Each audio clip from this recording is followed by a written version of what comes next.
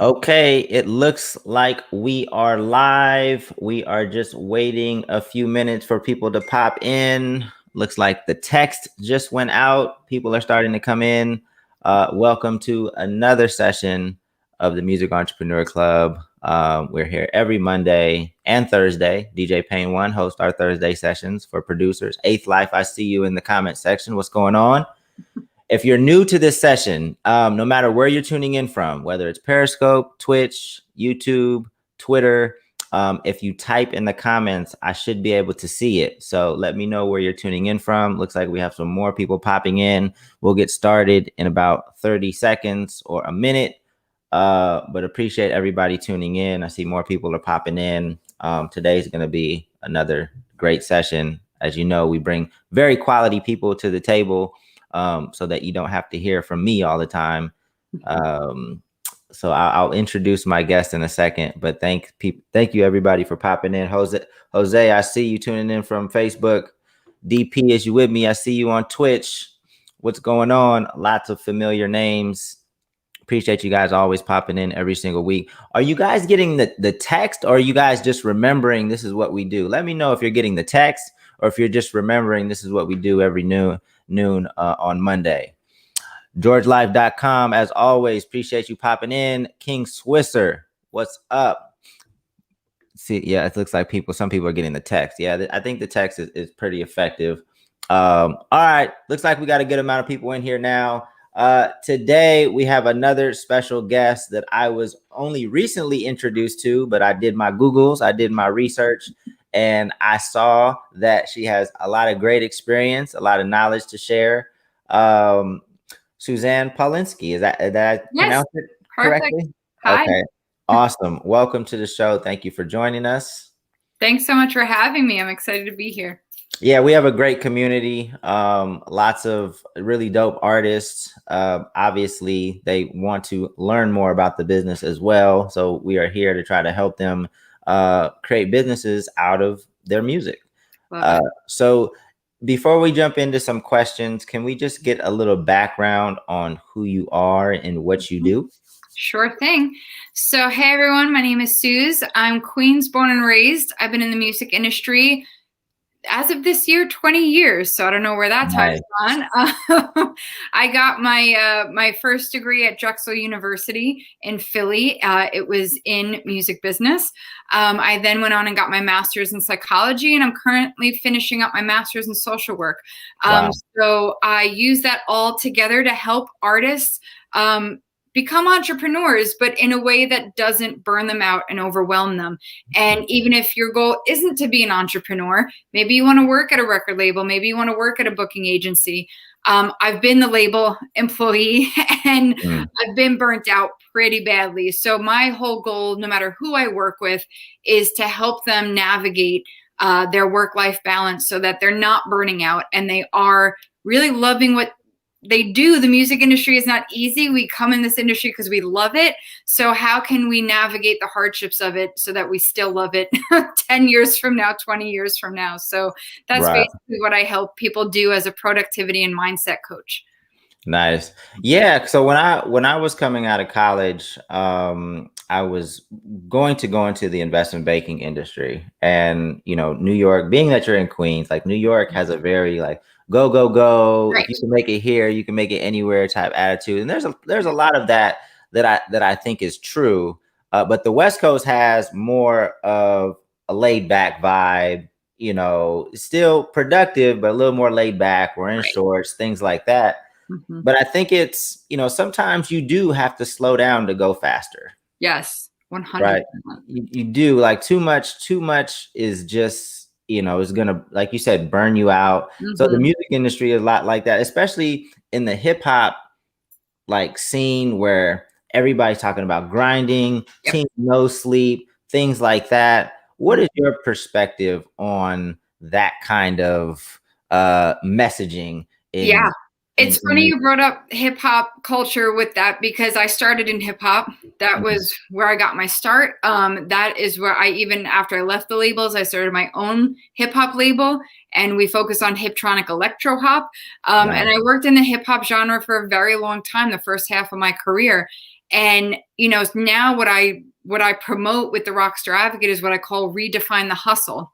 And because I love the term hustle, I mean, like, it's powerful, but that's what it was. It was just, especially in hip hop, because it's not as involved as, say, other genres where you can, if you get a beat and you can lay down your lyrics and then you could turn out singles a little bit more quickly.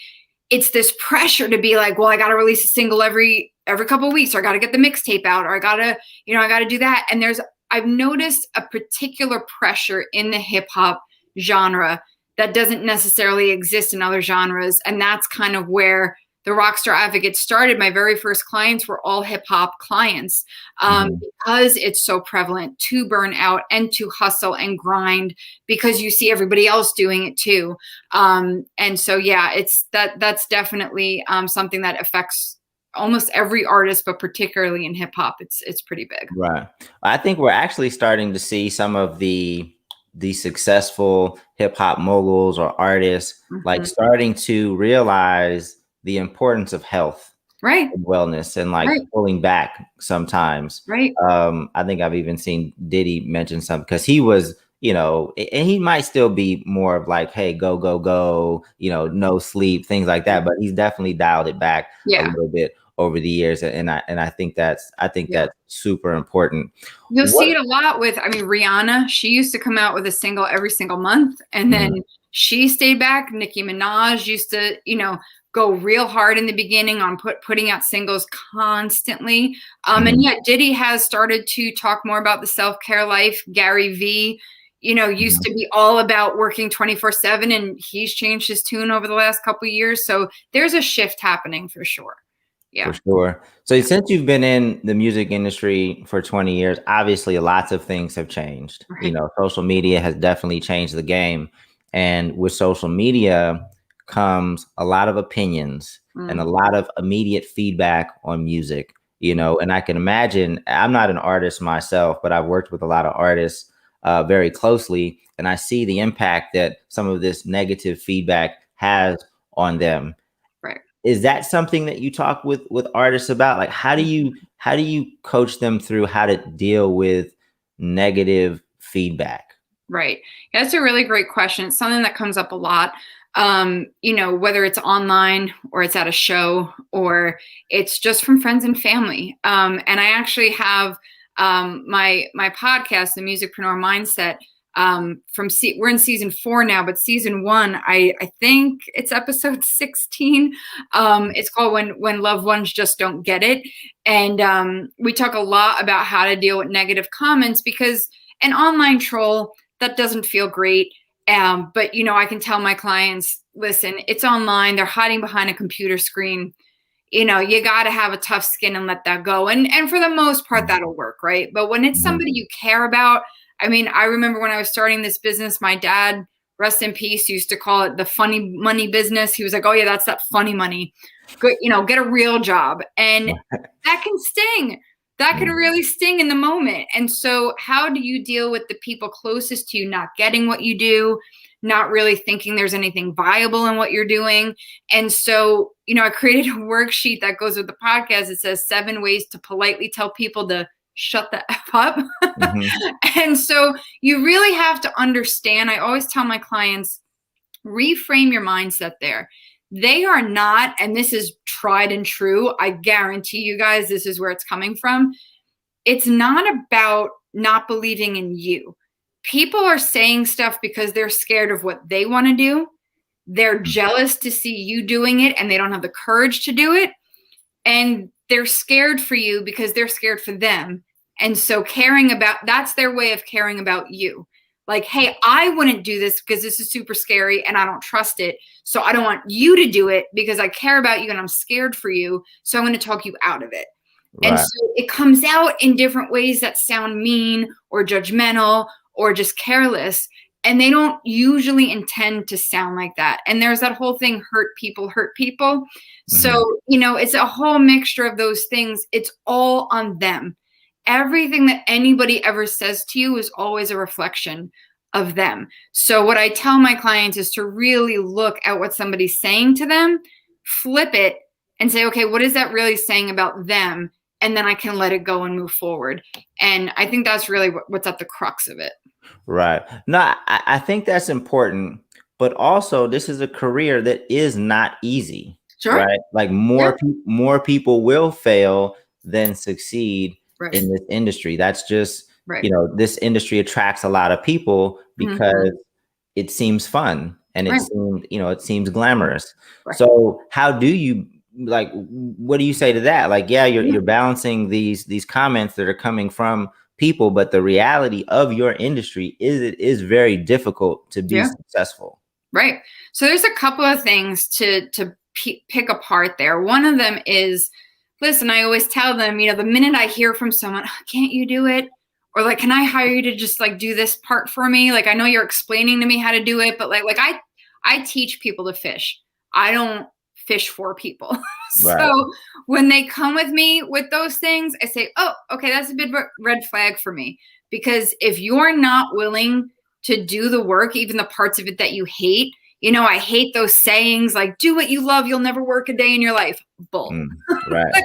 Bull. We don't love every piece of it, but you love it enough to do the pieces that you don't like.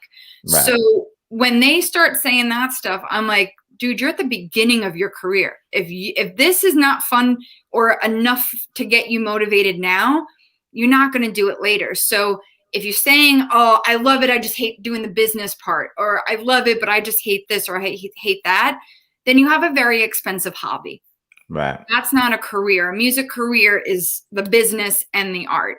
So that's the first piece of it. The second piece of it is when the negativity comes, it's the same thing. Again, who are you doing this for? If people's negative comments are going to throw you off your game, then that tells me that there's a piece of you that might be on this journey for somebody else. Because when you're on this journey for yourself, it can sting when people say negative things, but you are so committed to it that like it doesn't matter. It's like when you're in love and people are like, I don't know, I don't see it. Or like, why do you want to be with that person? You're like, because I love, like, you're not going to tell me anything different. So it's kind of like working through that mindset of like, don't get distracted, shake it off, think about why they're saying that to you. And listen, it isn't for everybody. No, the cream will rise to the top. But I also believe that no matter, I'm never going to tell somebody they don't have what it takes. I will never tell somebody, I might tell somebody we're not a good fit, but I will never tell somebody they don't have what it takes, because who am I? Like, perseverance is a huge part of making it, more so than talent, more so than a lot of other things. So, again, part of that perseverance is a thick skin. Not everyone's going to love you. Yeah, no, I feel the same way. I will never tell somebody that, they're not going to make it. Hopefully I give them the tools to kind of answer those questions for themselves. Because there's especially when it comes to music, because like there's so much music that I'm thinking, I would never make it. And then and then it makes it. And then you're like, oh, well, I guess there was a market for it somehow. But that's not my place. And that's really why I don't like reviewing music either. Like I'm not like a music, I don't have a background I didn't come up playing music. I can give you feedback on what I like, what I don't like. But a lot of music that I don't like ends up being very successful. But it's tough to have these conversations because, you don't want to block everybody. Like some people are telling you what you need to hear. But how do you if you block everybody out, you might be hurting yourself. Totally. Yeah, that's a really great point. And that to me is where you check your ego at the door. There's confidence and then there's ego. And so I always put it through a filter of this. When I listen to what somebody has said, first of all, are they somebody I care about? And that, well, I should put it this way. Are they somebody I respect? Because they don't have to be close to me to give me a gem that maybe I should really wake up and listen to. But if this is somebody who doesn't live a life I have any interest in, or they're not living their life in a way that I respect, or their reputation isn't something that I can respect, or just anything, then I tune it out. Because who cares? We're just not on the same, it's not better or worse. It's just their comment about me. We're not living the same type of lifestyle. So I don't care. But if I respect what they're saying, if I look, they're like, maybe I've never met them before, but I check them out. I'm like, they seem to be a stand-up person. They seem to be successful, or, you know, if there's something I can respect about them and they're coming at me professionally and with some sort of construction to their criticism, I got to set my ego aside and I say, okay, well, wait a minute. Let me really hear what they're saying.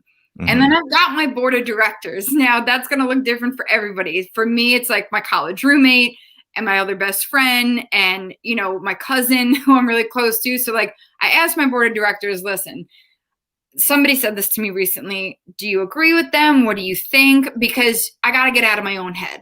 Right. And then if some of them are like, yeah, no, I know it doesn't sound good, but maybe you should listen to them, then I know. Right.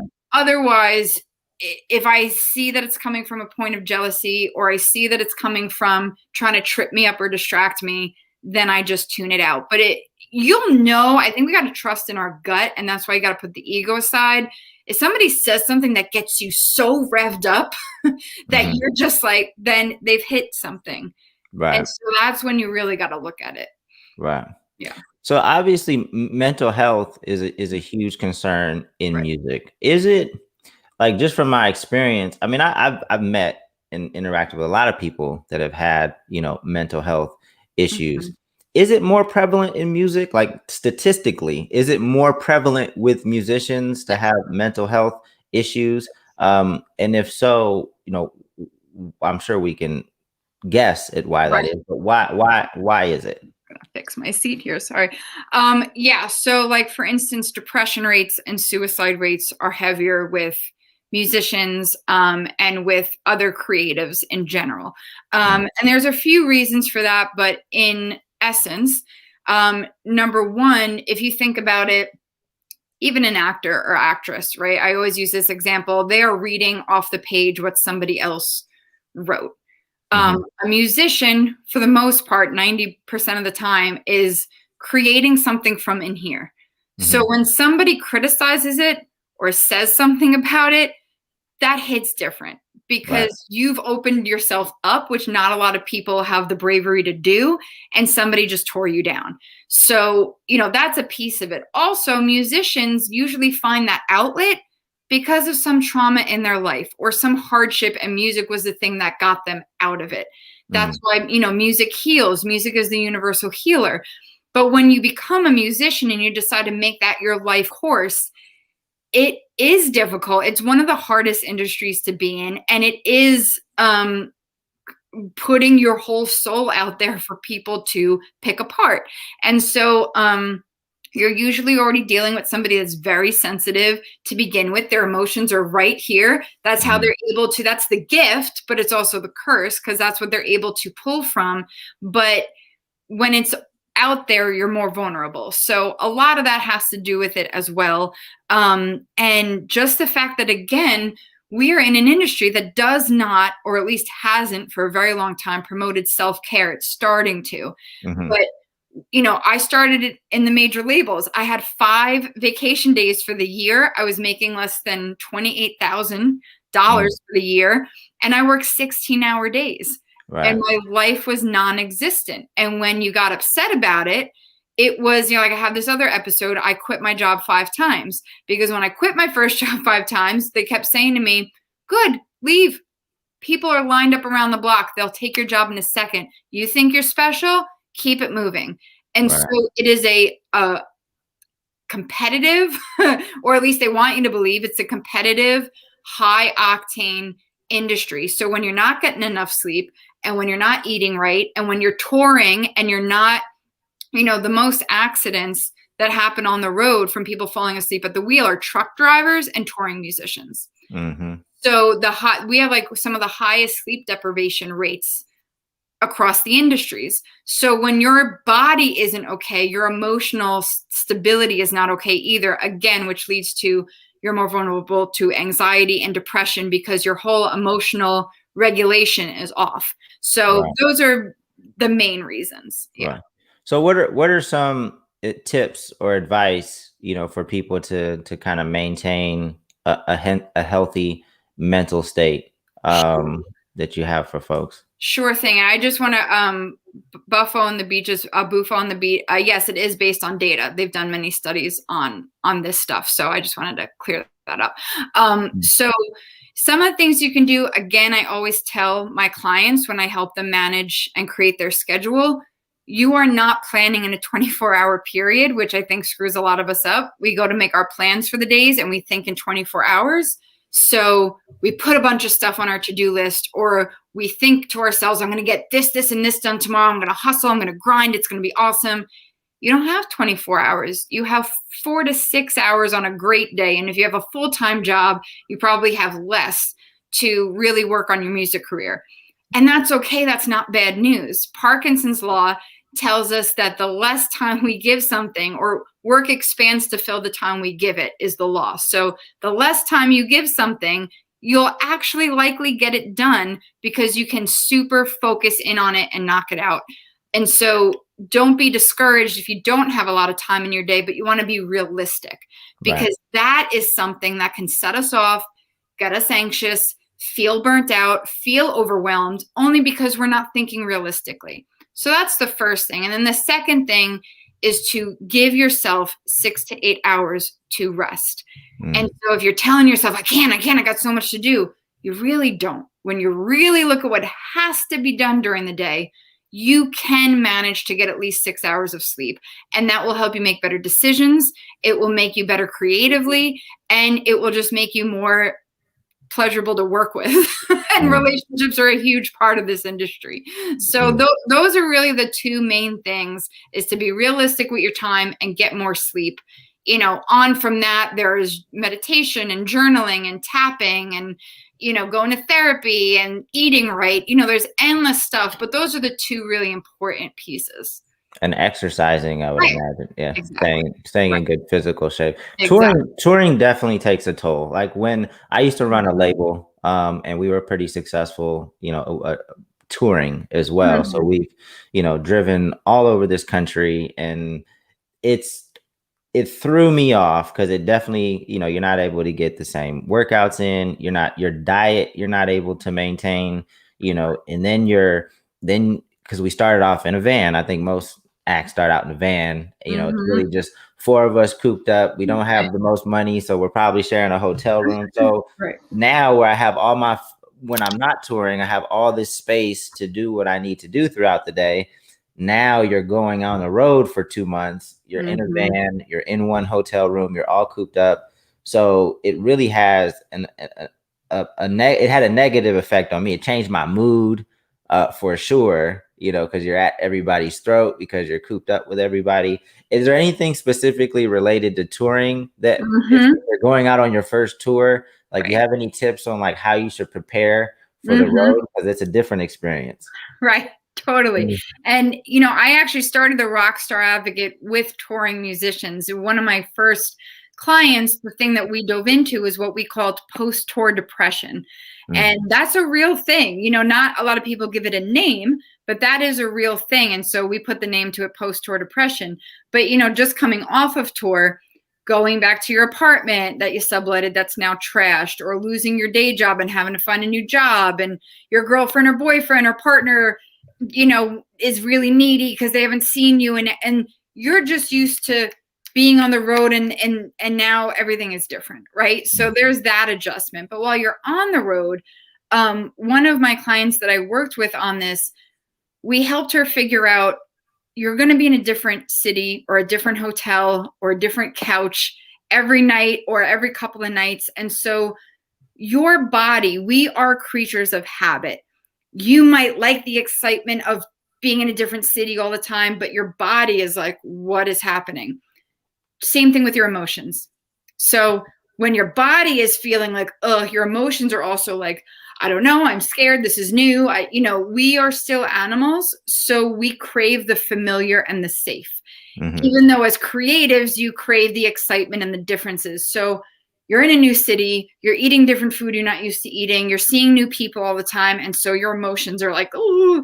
So what we helped her do was create some stability. So no matter where she is, we developed a routine for her that she could do anywhere. So 10 minutes of meditation, 10 minutes of journaling, finding some way to exercise, so anywhere she can walk or jog in one place in the hotel room, or don't drive more than 6 hours without pulling over and stretching or taking a break or taking a rest. Food can get tricky, so we try to be a little bit more generous with that. But what can you do? Can you go to Costco and pick up a bunch of trail mix snacks or prepackaged snacks that you can bring with you, instead of, one, spending money on fast food, and number two, spending money, period. So finding things that can be a nightly routine or morning routine to end your day with familiarity can be a real game changer. Right. No, that makes a lot of sense. Have you ever had one of your clients or work with an artist that had trouble dealing with, obviously, maybe they haven't started touring yet. Maybe they're just live in the online space and they receive a lot of love and support that's not replicated in real life. And they're having issues like reconciling the two. Is there anything, because I've seen that a lot. Is there any, I don't know if there's advice or just share your experience with that? Sure. Now, do you mean like the people in their life don't love them as much as the people online? Or are you saying like, yeah, they get so much love, so maybe they start to be addicted to the online space and their real life relationships, they stop feeding in, they stop nurturing those. Right. Yeah. So a few things there. One of them, sometimes I ask them, well, how do you communicate with the people in your real life? Because I'll see them on Twitter or Instagram and they're just pouring out themselves. Right. And so people online are engaging with them. And I'll say, well, what do you say to your partner? Or what do you say to your sibling or your best friend? And like, oh, I don't really talk to them about anything. Say, okay, well, then they can't show you love if you're not letting them in. And creatives, people like to think creatives are extroverts. They'll just do anything for attention and they just love attention. They're usually the opposite. They're usually introverts. But when you're up on stage, it's the same wall as if you're online and there's a wall. Like you might feel the energy, but you're removed from the crowd. You're not in the crowd. So for an introvert, that's like, oh my goodness, like that's such a treat because you get to open up and not feel like you're in a big group of people. So I say to them like, well, can you, number one, who matters the most to you in your life? Because at some point, those people behind the screens are going to go away. Right. Or at some point that social media platform is going to go away. So who are the people in your life? Can you make time to sit down and say to them, and we'll work out a script or work out what they'll say, or maybe they'll send them an email first and say, listen, I'd love to just sit with you. And I feel like there's not a lot of me that I'm sharing with you. And can we make time for that? Can we go have coffee? Can you come over and sit with me for a bit? Can you come to the studio with me and see what I do? A lot of the times musicians don't share with their loved ones because they feel like they're the Chandler Bing of their life and nobody knows what they do. So it's just about finding that more common ground with people in your life and just knowing that it's not odd because that actually happens a lot. And it's just about learning to put a little bit more trust in your communication. Right. I typically have a few more questions before I open it up to our audience for questions, but I feel like this interview is getting very selfish because I have such an interest. I went to business school. I have my MBA. And then I started getting in, well, I was a consultant and then I started a label and then I started being online so much that I lost my attention span too. So, but if I did go back to school, I would probably get an advanced degree in psychology. This stuff is interesting to me. But I want to open it up for you guys to ask your questions because I think Suze is a very unique guest for this platform. I don't think we've had, well, I know we haven't had anybody with a psychology advanced degree. So I want to give you guys an opportunity to ask your questions. So no matter what platform you're on, again, whether it's Twitch, Periscope, YouTube, Facebook, if you type your questions in the comments, we'll try to get to as many of them as we can. Obviously, we're going to be respectful of her time, but we definitely can get to some of your guys' questions I know that a lot of people are dealing with mental health issues and things of this nature. So if you have some questions and you're willing to put yourself out there, just type your questions in the comments and we should be able to see them. I know you guys have some questions, so hit us with them. I love it. Let's do it. So let's just talk a bit while they're I know they're going to post some questions. I'll go back to them, but can you just talk about like your current business and your offerings for artists, how you work with artists? Sure. So my business is called the Rockstar Advocate, and there is actually a slash, as you can see here on my thing, between rock and star, because to me rockstar is like, all right, let's do it.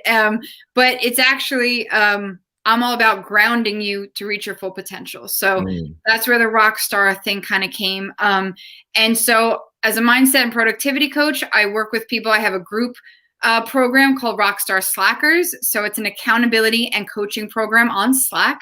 And my team and I hold you accountable 3 days a week. We check in with you to see how you're doing. I'm there once a week for office hours, and then I do a monthly coaching call. There's a lot of other bonuses that come in that program, but that's the main core of it. And then I do work privately with people. So I'll do either one-on-one, what I call clarity sessions. They're 60-minute conversations that you and I have to get you clear on your next steps, or we can take it a step further and I do weekly calls. It's a monthly retainer program where you and I will meet every week. And in between that, you have unlimited access to me through an app called Voxer. So when you're feeling low, when you're feeling like you can't stick to the plan we made, you can just reach out, and it's like having a coach in your pocket. So those are the main ways I work with people. And then I also have products like my Rockstar Life Planner. So this is for 2021. We only have like 5 more copies left for the rest of the year. But in October, we'll be pre-selling the 2022. And it comes with online support in a private Instagram community and lots of different digital downloads and fun tools. So that's my space. That's what I do. Awesome. So, and I just put the website in the comments so you guys can check it out. But it looks like we have a question from Legendary the Poet. How do you advise artists to remove the anxiety before performing? It's a really great question. Again, when I started, a lot of my clients, substance abuse before performing, and like that was a big thing. So, one of the things is to really understand, number one, why are you performing? Because I've had some realize they don't like performing, and you don't have to build a career. There's lots of other ways you can build one. So if you really hate it, just don't do it. But if you love it and you just get that beforehand, tapping is a fantastic thing. It's also known as EFT. And I'll just do very quickly a demonstration. You start with just tapping these different acupuncture points on your face and then on your collarbone, under your arm, and your head. There's actually a free app called the Tapping Solutions. I am not an affiliate. I just love them.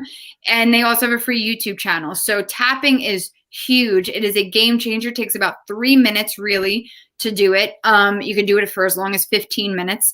But that will very quickly, you'll see, bring your anxiety down. You can do it right before you go on stage, and it's a game changer. So I highly recommend that. And there's a great podcast by a fellow friend of mine who specifically, she's a hypnotherapist, and she works with people specifically for performance anxiety.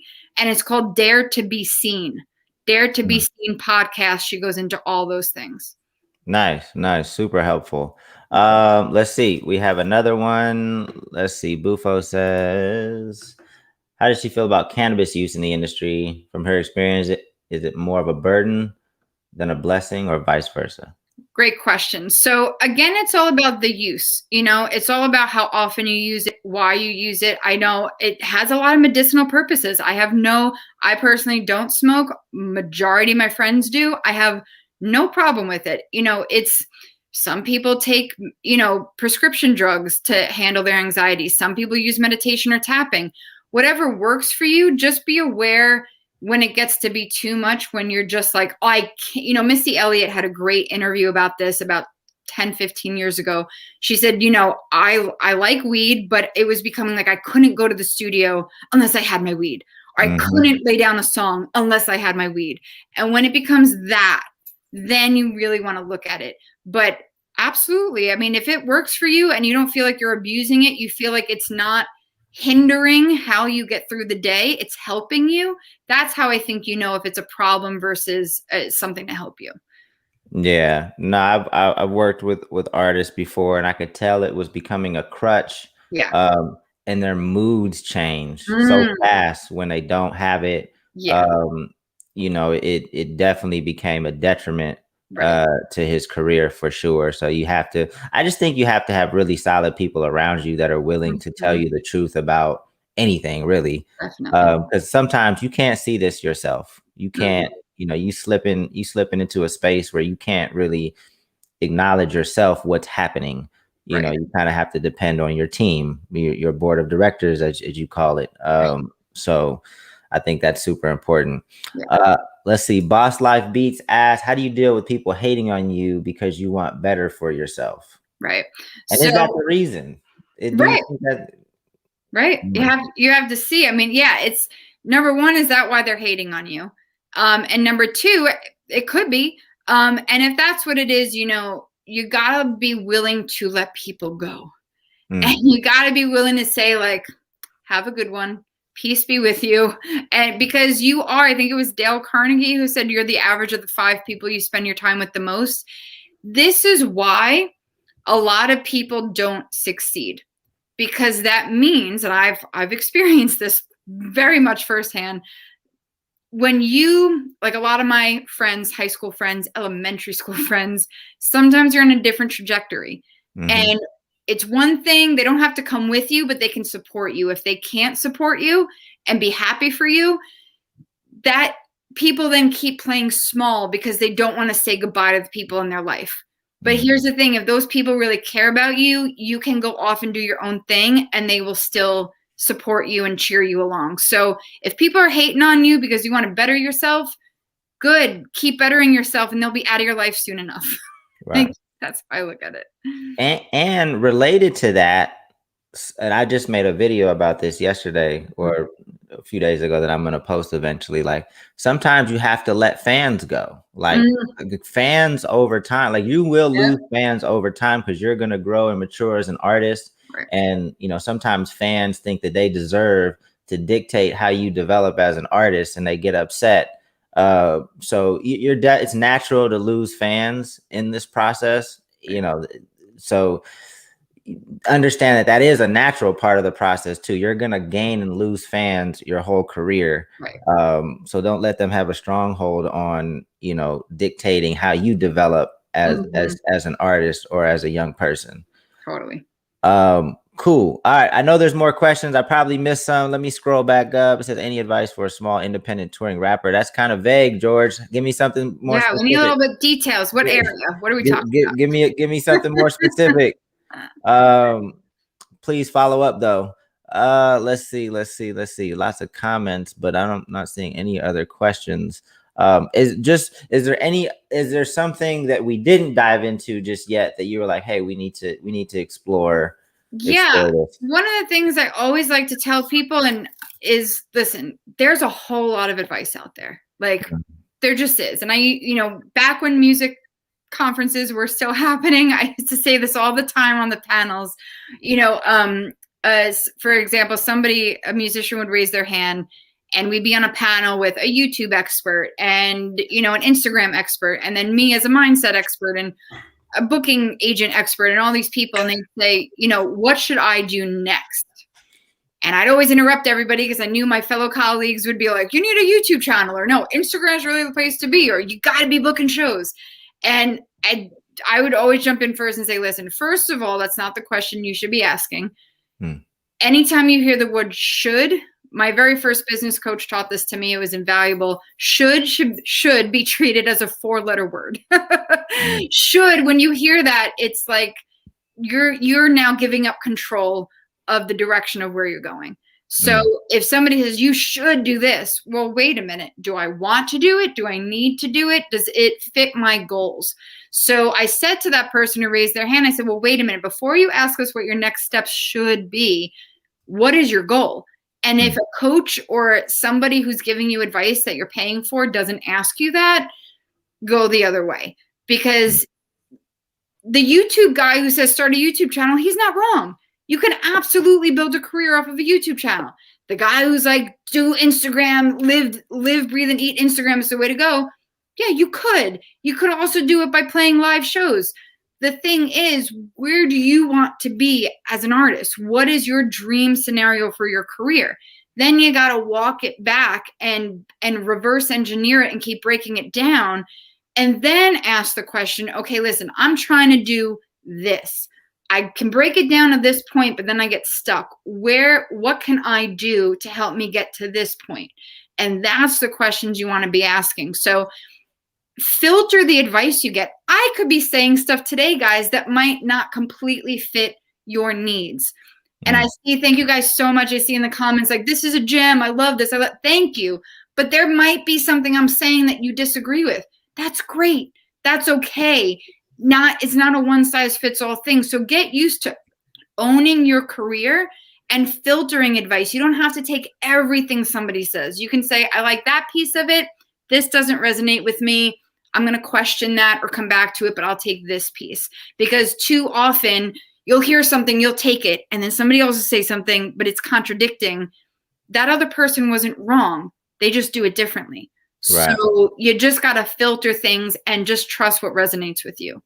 That's why education is so important, because there's a million different ways to navigate this industry. And that's why I think it's the best time ever to be an artist these days, because there's so many different types of ways to set up your career. Like you said earlier, you don't necessarily have to tour, right? Where touring was a lot more important. Like there wasn't really an option to be an artist if you're not going to tour. Right. Like, because the label's probably not going to support you, and you really only had one route to go, like, 20 years ago, 25 years ago. So yeah. Let's see, George made it a little bit more specific. It's still kind of vague. I'm gonna make a question for you, George, because we talk about all these things, but money, we do need money to to invest in our career. These days you don't need much, depending on what your skill sets are, the skill sets you acquire. But how do you when it comes to money, like how do you balance that with all the things that you need, to build out your foundation and to keep your mental in check and your physical healthy? Right. Yeah. I mean, when it comes to figuring all that out, it again starts with, well, what are you building? Because your version of success is going to look different than somebody else's version. And again, that's where the shoulds start to creep in, because if somebody else, their version of success, maybe they're not going to feel happy or successful until they're in a gigantic mansion with, 8 bedrooms and a huge basketball court in the yard. Like maybe they have big plans for what they want their life to be and how much money they want to come from their music career. There are other people. Listen, I live in a driveway in Queens in a tiny house. Now it's a custom built tiny house. It's very nice, but I live in a 300 square foot home on wheels because that's what I've always wanted. Now I succeeded at that. My business makes much more money than that to be able to give me that house. So I could just keep where I'm at and never grow my business beyond where it's at and be happy with it if I want to. But it's beyond the house for me. There's other things I want to do. There's other ways I want to help people. So to me, it's not really tied to how much money I'm bringing in at this point, because that doesn't matter to me. Right. There's no wrong or right. So when it comes to like budgeting advice or hustle advice and all that stuff, it all depends on what you want to go for. And Dame, as you were saying, like you got to manage that with your self-care and make sure that you're well enough to enjoy it.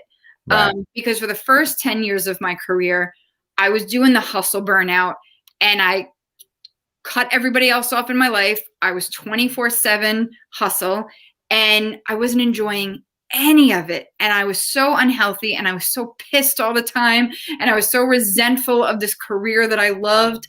And I woke up one day like, well, what is the point to get all this stuff if I don't love it? So it's, to me, the goal is to find that balance and then decide, well, how much money do I need for that? Then what are my income streams? Then what do I charge? Or what am I like? Then it all just becomes a game of numbers breaking down based on what you want to go after. Right. Does that answer it? Yeah, no, I think that's helpful. All right, so maybe we'll do one more. I think this is a good question to possibly end on. Because I think that a lot of people, I don't agree that you lose when you quit. Right. I think sometimes you need to quit, and sometimes you quit to find what really your passion is or what you're really meant to do. So quitting wasn't necessarily losing. Right. But there's a lot of popular quotes that say the opposite. Like you're a loser if you're a quitter. You know, don't ever quit. You only lose when you quit. You know, so Boss Life Beat says, how long should a person give their career before they figure out that it's not for them? Yeah, and Dame, I could not agree more with everything you said. And I think that is the hardest thing, to walk away from something when you've got that like, oh, don't be a quitter, like stuff in your head. So I fully agree with that. But what I would say to this piece of it is, why are you walking away from it? So to me, there's also, just as much as I agree with what you said, I also don't think that there's an expiration on, you know, you hear those stories. Vera Wang didn't sell her first dress till she was 40. Oprah didn't do whatever till she was 50. Like all those different things. Don't put a time. The time is not the question you want to ask yourself. You have to ask yourself, number one, do I still love it? And number two, am I seeing any progress? And if I'm not, then what am I going to do to fix it? And so, yeah, there are people out there with families to support. And, you know, listen, I understand when a spouse is like, what are you doing? Because it's been a bunch of, like, are you ever going to, you know, do something? It's not about quitting. If you don't enjoy it anymore, and now it just becomes, I'm doing this because I set a goal and I'm not a quitter, as Dame was saying, then quit. Then that's probably why it's not working. Right. If you're doing it and you're like, well, I can't figure this out, then what can't you figure out? Go ask for help and keep trying new things. And if you're not seeing any progress, this is why celebrating your wins, no matter how big or small, is important, because that's how you measure progress. If you've got things that are working, double down on them. If you've got things that aren't working, stop doing them. So rather than time, I would ask yourself, am I seeing any progress? Right. If I'm not, and I'm not feeling like I can really continue this, then you might ask yourself this: what am I really good at? What is working? Because you might find out maybe you're not a great performing artist, but you're a great songwriter.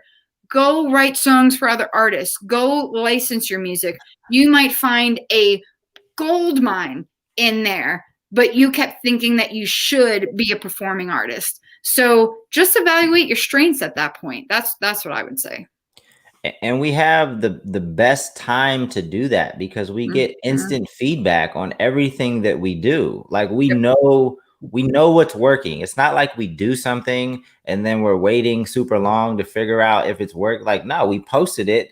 We saw right away whether or not it got favorable feedback. We see, you know, there's metrics that can support, you know, whether it worked or not. Right. Because I see a lot of people continuing to do the same thing. It's like, why aren't you trying anything different? Like, I don't understand how you're expecting any different results if you're not improving on what you're doing or changing what you're doing. So yeah. But yeah, King Swisser says this deserves a part 2. Suze is awesome. I agree. We'll have to have you back. Yes, like I'll come back whenever. All right, we'll let Bufo end it. Bufo's my guy. Let's see. Some people say that money changes people, while others say that it just magnifies who they already are. Which one of these two does she think is more accurate? Yeah, totally a magnifier. Like 100% magnifies it. Like money is a tool. Money money does not solve problems, but as my mom always said, money does give you options. It does give you freedom to certain things.